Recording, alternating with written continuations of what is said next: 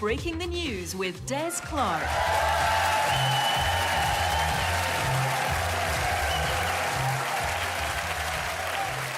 Des Clark, and this is Breaking the News, the show that breaks the week's news and asks four opinionated panellists to put it back together again. And this week, we're coming to you from the heart of the Edinburgh International Festival Fringe.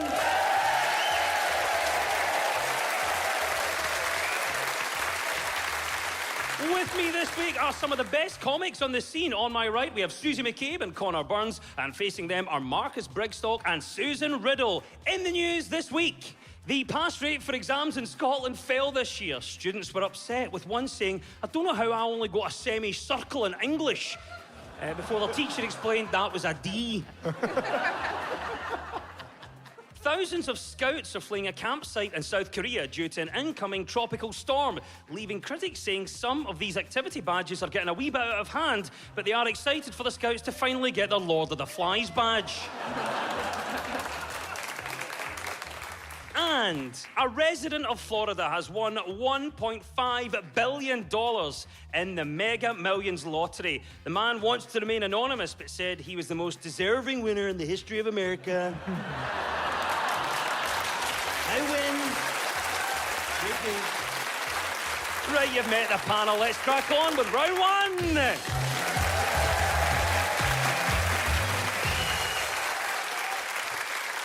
This is the Broken News round, where our teams have to guess two major stories of the week that have been mashed together into one single news headline. So, Susie and Connor, can you tell me what this is all about? Yesterday, the First Minister asked the Scottish Government's top civil servant to come to the office at least twice a week to ensure that it's robust. The tech giant Zoom has just ordered Play-Doh and ping-pong balls. Scottish Labour says it's deeply concerning. Susie McCabe, any idea what our first story might be? This is the Scottish Government expenses scandal, isn't it? Where Nicola Sturgeon went on speedy boarding on an EasyJet flight. And people are going tonto. They want her and W.H. Smith's having a bit of pick and mix and flicking through a woman's own. Is the right answer. Well done, Susie. This week it was revealed that civil servants in Scotland used bank cards to make nearly 60,000 purchases between 2019 and 2022, including spending nearly £10,000 on VIP airport services.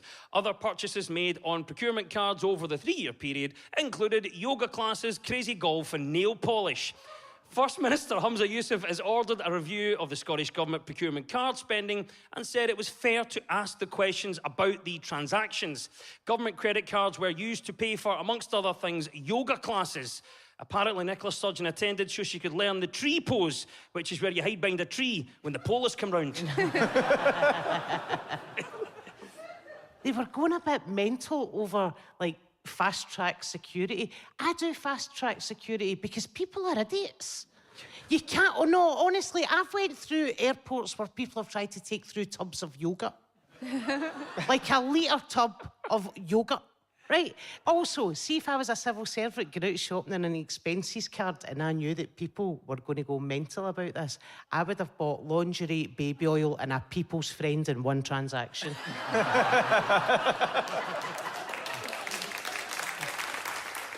What about you, Connor? Do you think this is a big deal? I think it is a big deal. You know, I mean, the airport was the big one. They spent nearly £9,900 on airport expenses, and it's disgusting. It's pure greed. Who needs 3 Toblerones? Just lavish, isn't it? And a wee sit on one of the massage chairs. They are good, though. Very pricey, but very good. £400 well spent. Well spent. Marcus, what do you think about this? Do you think this is a big deal? When I saw this story, I was like, this will be good. This will be really juicy for breaking news. Here we go. Let's see what they've blown it all on. Nothing. Absolutely nothing. And, of course, she goes through the priority security lane. Of course she does. What do you expect her to get off an EasyJet flight in an egg-stained, soggy tracksuit, smelling of other people's farts, going, yeah, it was quite a difficult flight for me. Everyone knows flying's stressful. Every single time I go, my yogurt gets confiscated. No, I have IBS and it's inflamed by the number of Toblerones I eat. Well, there you go, Susan. We've got a lot of different purchases on the list there. What do you make of all this? Do you think it's a big deal? It was really interesting, like the list of stuff that they bought: Crazy Golf, the Edinburgh Zoo, Play-Doh, laser tag, home disco, and I just feel like it's like Tom Hanks in the movie Big got a hold of a credit card and he's just went to town. I missed. Did they really? They did laser tag. Laser tag, aye. What are the Scottish government training for? You'll see. You'll see. It's all becoming very clear. I like that. Connor, what about you? If you had the power and you had the Scottish Government expense account for a day, what would you put on it? I'd like to go to the middle of Lidl and just get an insane basket of stuff together. You know, like 2 wetsuits and a half loaf. People will be like, oh, they must be trying to catch a duck outside Parliament. Susan, what about this? You're in charge of the Scottish Government expense account for a day. What are you going to put on it? I mean, I'd probably just lose a card, to be honest. I'm always losing my bank cards, but I figured out how to find it. You just order a new one, and then you find the old one. But no, honestly, but see, when I heard that Nicola Sturgeon had ordered heel stoppers, I thought it was the Healy, see the wee skater, trainer things with the wheel on them. Just skating about Parliament, Catch me now, Polis. I thought that... Do you not remember Humza done that with a scooter and then went in the right huff when he fell off it? Yeah. Big Mr. Shining Personality himself. Well, there we have it, is the right answer. Of course, we're referring to the civil servants in Scotland and the bank card transactions. Now, of course, there were 2 stories in our mashup. Any thoughts as to what our second one might be? Susan? That's Zoom, the Zoom thing. They've ordered people back to the office. Let me just check. Zoom, the Zoom thing is the right answer. But it was the story that Zoom, the video communications company whose name became synonymous with remote work during the pandemic, have ordered staff back to the office. The firm said it believed a structured hybrid approach was most effective and people living within 50 miles of an office should work in person at least twice a week. It's the latest push by a major firm to roll back flexible working policies. Amazon and Disney are amongst other firms that have reduced remote work days. Now, one of the great things about Zoom is that it lets you choose your own background. For example, Keir Starmer pretends to be working class. So, Susan, what do you think? Is it time to expect people to go back to the workplace? I don't know why you would want to. My sister-in-law works in an office and she keeps saying, oh, it's good to be back in the office, for adult conversation. And I'm just I think you're romanticising adult conversation. Listening to Linda talk about a recurring thrush. Do you know what I mean? Yeah, it's worse if she shows you that in a call, though. Marcus, what do you think about this then? It does seem ironic that it's Zoom leading the way. Do you think it's time to expect people to go back to the workplace? Well, yeah, but you'd have to incentivise them. I mean, I really like Zoom. I really grew to enjoy it. And reading this story's made me enormously nostalgic. I mean, I think we have reached a point, haven't we, where we can hand on heart say we miss lockdown. I mean, those were comfortably 2 of the best Christmases we have ever had. When you could, with the full backing of the law, ring your family and say, you stay the hell away from my house.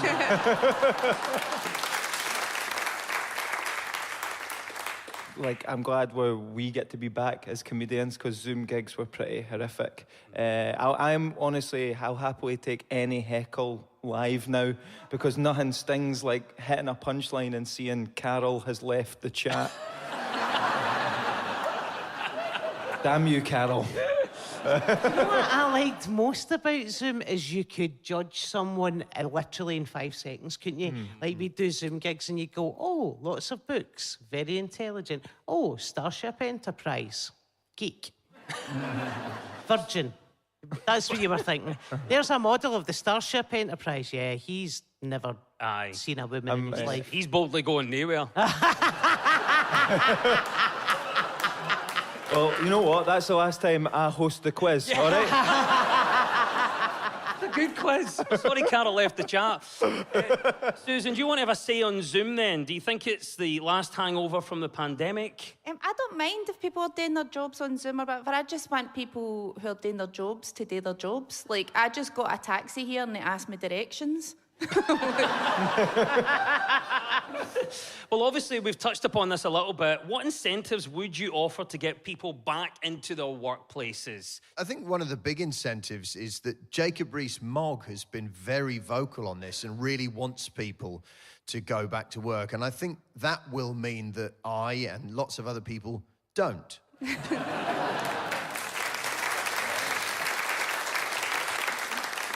Well done, Marcus and Susan. You get 2 points for that. It was indeed the mashup of Scottish civil servant spending and Zoom getting its staff back to the office after the pandemic. And at the end of that round, well done. The teams are all square.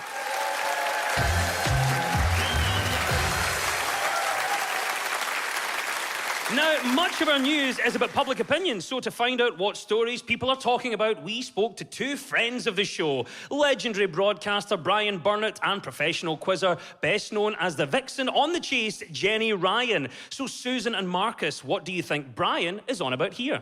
I was quite surprised to find out that the magic number is not such a magic number after all. And experts have recommended what sounds like the world's most unappealing fitness program, which includes carrying the shopping, hoovering and washing the floor. Well, this is... So they used to say that you had to try and do 10,000 steps every day, and then they worked out just recently using science that...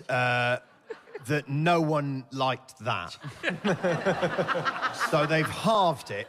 It's down to 5,000 now, and I think it's achievable. There you go. That is the right answer. Well done, Marcus Brigstock. It has long been touted that 10,000 steps a day is the magic number. You need to stay fit and healthy. But a new study indeed shows that fewer than 5,000 may be enough to see a benefit. The analysis of more than 226,000 people around the world showed 4,000 was enough to start seeing significant health benefits, and they increased incrementally with every 1,000 steps after that. So if you don't drink or smoke, eat your 5 a day, and walk at least 5,000 steps, you will lead a very healthy life, but you'll one day feel silly when you die of nothing. I think counting steps using machinery on your body is one of the bleakest developments in human existence ever. I love being here in Edinburgh. I've come here every year since '96, and I always make a point early in the festival of climbing Arthur's Seat to get that perspective on the city. And I was going up there, it was peaceful, I went early morning, and I passed this bloke, and he was going, 3,433, 3,434, 3,435. I went, what are you doing? He went, I've lost my watch. Sorry about the accent, but it is yours. And there we have it. Susan, do you think we're obsessed with doing the steps? Are you obsessed with it? I'm not obsessed with fitness, no. The last time I took it seriously is when I went, my friend was getting married and she made me join a bridal boot camp. So she did, I know. And she was really into it, so she was. She was, like, rolling tiles about and pulling, like, ropes and things. She was like Sarah Connor for the Terminator. I was like, how far do you want to fling this bouquet? Like... He's a chance, man. This is the news I've been waiting for, because I've been discriminated against this. With my wee legs, 5,000 is plenty. Most people, 10,000 steps would take them from Glasgow to Edinburgh. It takes me from the living room to the bathroom. They did say, right, to try and distract people from the walking thing, they recommended that while you go for a walk, you listen to a podcast. And that, I think, is pretty smart, especially if you're into the true crime podcasts. And so what I've done is I've recorded a series of podcasts, true crime ones, about people who get killed while they're out walking. Because they're not aware of what's around them because they're listening to a podcast. It's called the Podcast Killer. And my God, people are walking quickly now. They get their 10,000 done in 14 minutes. Inspiring the nation. Well done, Marcus. Connor, do you think we overanalyse our fitness? I think we are too obsessed with trying to live forever. It's becoming a real problem. If people start getting older and living longer, they're going to have to start making Scotch broth-flavoured condoms. Surely Cockaliki.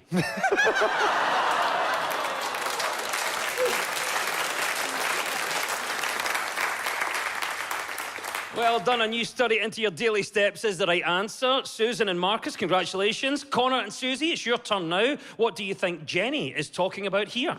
It's a tale as old as time, really. We've got family drama, a big occasion. Sharing the spotlight on your big day is something that nobody wants to do. Nobody wants to be upstaged. Would I do any different? Probably not. This is a story. It's a woman in America who had to blackmail her own brother to stop his wedding speech. Yes, well done. That's the right answer. A bride in the US has admitted she used blackmail to stop her brother's plans to propose to his girlfriend during the speeches at her wedding. The woman explained that her sibling nearly messed up her big day by trying to take the limelight off her, so she threatened to expose the fact that her brother's girlfriend was pregnant if he did propose on her wedding day.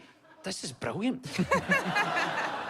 What do you think? If it's your big day, should everybody else just back off? Well, I think so. The average cost of a wedding in the UK is 19 grand. You're not getting upstage me after that. Here's the deal, right?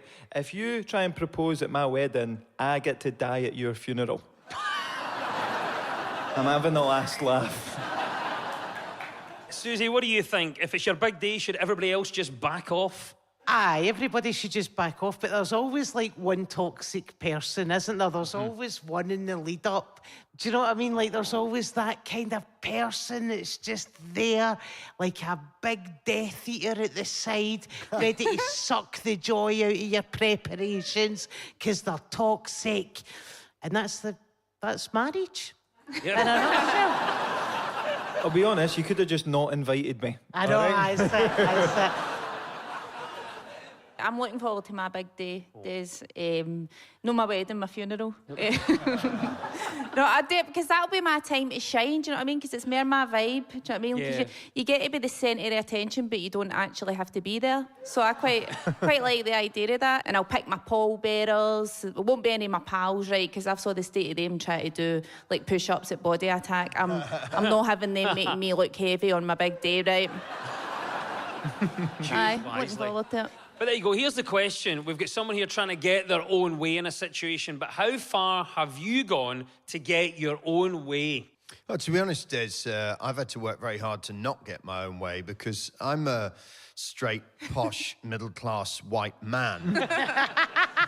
And so, like the entire world is like a sort of funnel, just directing things straight towards me, all the things that I could possibly want, every privilege, every advantage. So for me, I've really had to put a lot of work into avoiding some of the things that might have otherwise happened. I mean, had I not been an alcoholic and drug addict as a young man, I might very well have a position in the Parliament now.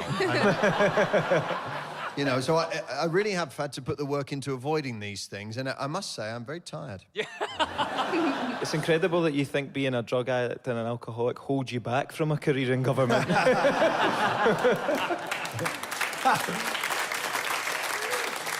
Susan Riddle, be honest with us all. How far have you gone to get your own way? Literally 14 bus stops past my own stop. Because I was having like a window war with somebody, you know how like when you want the window shut and they want the window open. Yeah. Did you win that particular war? No, I had to go off and like walk back with my tail between my legs. It was worth it though, and it was my first go on a bus. A blackmailing bride is of course the right answer, and 2 points go to Connor and Susie.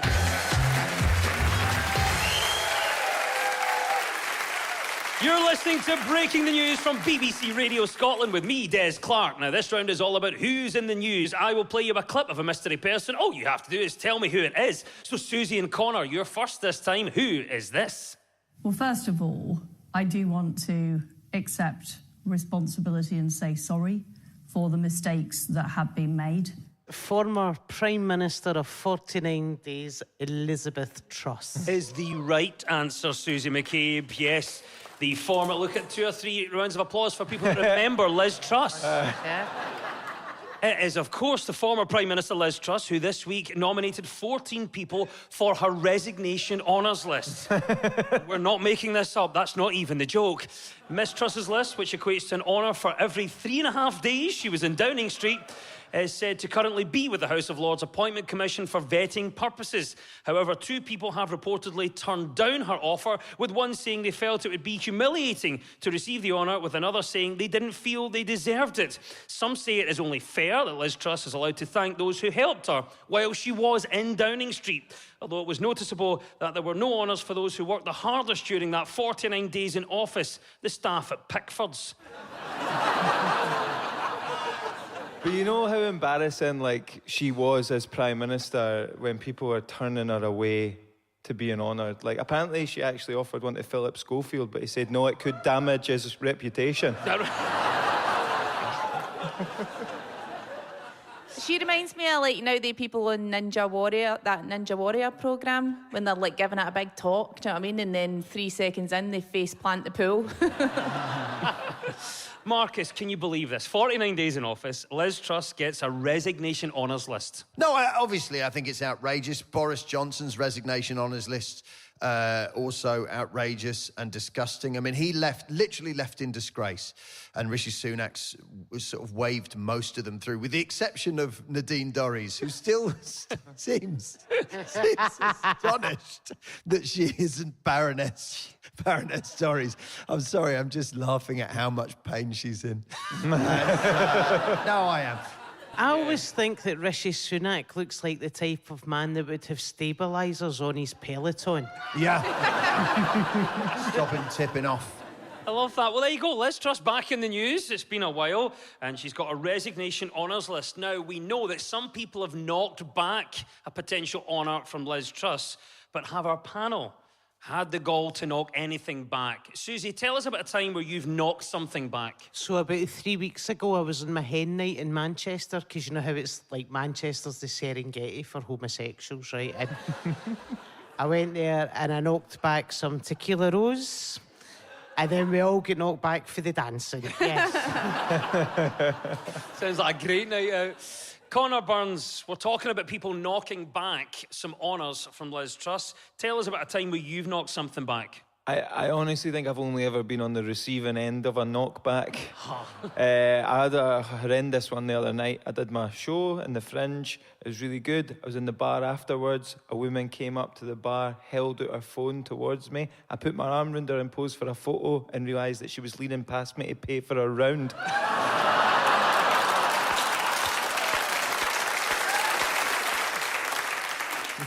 Well done. 2 points to Susie and Connor. That was, of course, former Prime Minister Liz Truss. Right, Marcus and Susan, it's your turn now. Who is this and why are they in the news?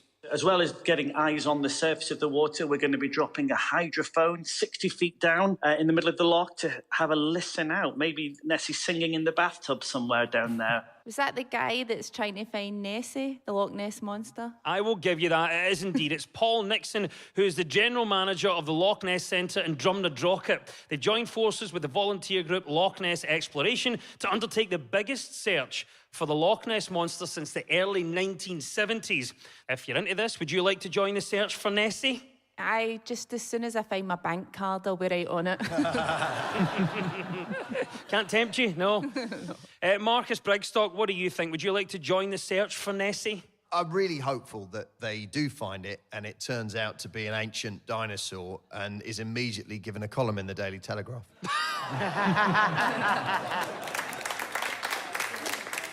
Susie McCabe, would you like to join the search for Nessie? No, but I would join a funded search for Michelle Mone, because she's been missing from public view for a while.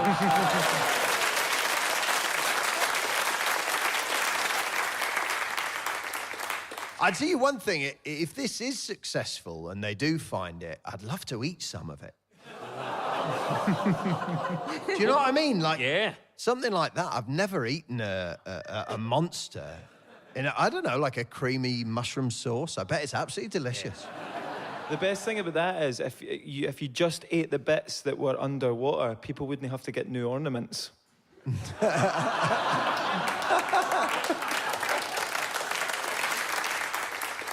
Connor, final thoughts on this to you. We're talking about the Loch Ness Monster, one of life's great mysteries. But if you could solve any mystery, Connor, what would it be? I'd love to get to the bottom who let the dogs out. It's about 25 years we've been waiting for an answer on that. The Baha men are going to take that to their graves. It's like Carly Simons, you're so vain. Paul Nixon and the search for Nessie is the right answer, and 2 points go to Marcus and Susan.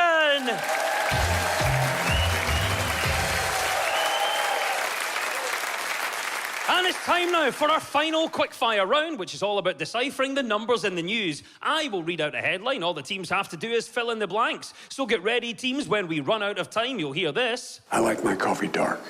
That's Joe Biden there with his rather worrying answer to the question, how are developments in Ukraine? Right, fingers and buzzers, and here we go. 55% of German people believe what? Susan? The children are the future. And they sing it every day. 55% of German people believe what? Susie? That our king's probably their king. Another cracking answer there. Something else in this week's news, a survey done reveals that 55% of German people believe what? Marcus? That as long as you are not part of it, Brexit is very funny. No, from the outside, really. It's incredible to see a whole nation shoot itself straight through the foot. 55% of German people believe what? Connor? That they represent the majority.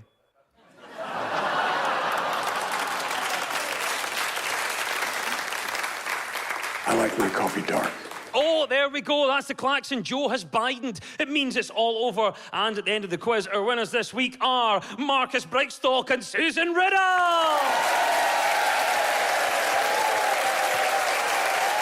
And commiserations to Connor Burns and Susie McCabe.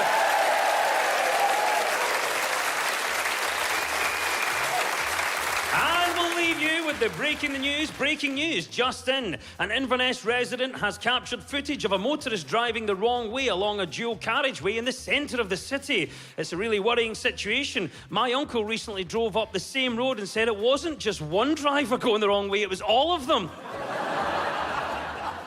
TV mathematician Bobby Seagull has calculated that shoppers should wait at least 2 days and 21 hours on average between finding an item they want to buy and deciding to make the purchase. A cooling off period is quite sensible, but by that time your steak bake could be absolutely freezing. And Nicola Sturgeon this week announced that she is writing a memoir due for release in 2025. Critics are already calling it one of the most important books on Scottish politics of all time, while Police Scotland are calling it Exhibit C. The news is broken. I've been Des Clark. Goodbye!